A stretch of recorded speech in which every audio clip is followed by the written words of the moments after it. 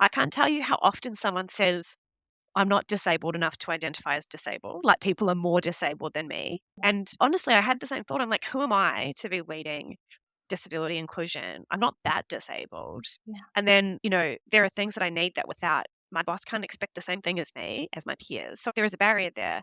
But it's coming to terms with that, like, what is disability? That you have disability. Disability, it's the unlearning. It's not linear.